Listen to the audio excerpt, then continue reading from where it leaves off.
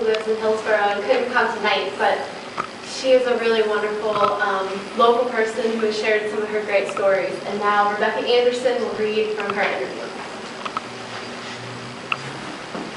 I was born on October 19th, 1920 on Beaver Creek, Pocahontas County. Beaver Creek is just outside of Watoga Park. I was a kid when they put the park in, and when the CC boys came. We had a well, and the CCC boys used to come to our house for their drinking water. I had 3 older sisters, and they looked pretty good to them too. They'd come down and lie around in the grass and visit. My one sister made pies and sold them for $1/4 a pie. I've seen those kids sit there and eat a whole pie. I learned to row a boat over there in the Watoga Lake when it got water in it. You could rent a boat for 25 cents an hour, and us kids would pool our nickels and we'd walk over to the park and row the boat. My father was a blacksmith. He shoed horses. Dad also worked in the timber. He had worked in timber from the time that castle was open. All my brothers worked in the timber, off and on. Dad was like most people in those days. He did everything. You know, if you needed something, you just did it. Dad built the house we lived in. He made furniture. He made coffins. He would keep the nice boards that we cured, keep them hanging in the shop so if anybody needed a coffin, he'd have the material. One time, my sister and I were home on vacation. There was a little baby that died. And Father came to Dad to have a coffin made. Mother had some pink flannel fabric. Sally and I lined it, and Dad made the coffin, and we lined it and padded it and fixed it up.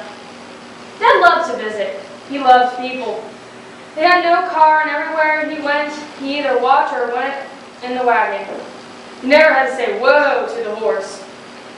If that horse met somebody on the road, it just automatically stopped because it knew Dad was going to stop and talk.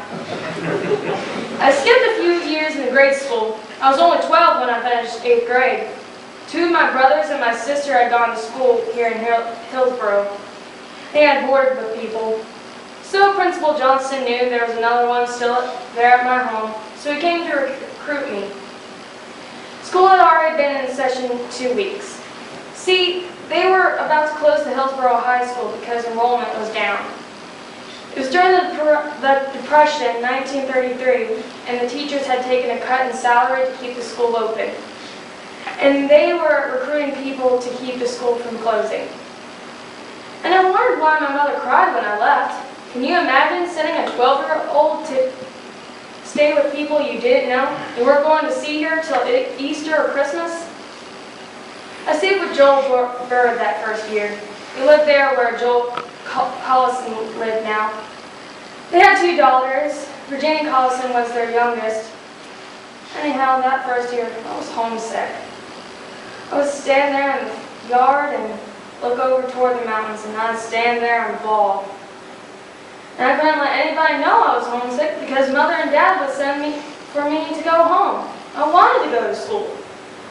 So I got home at Christmas. Someone must have given me a ride or something. I don't remember.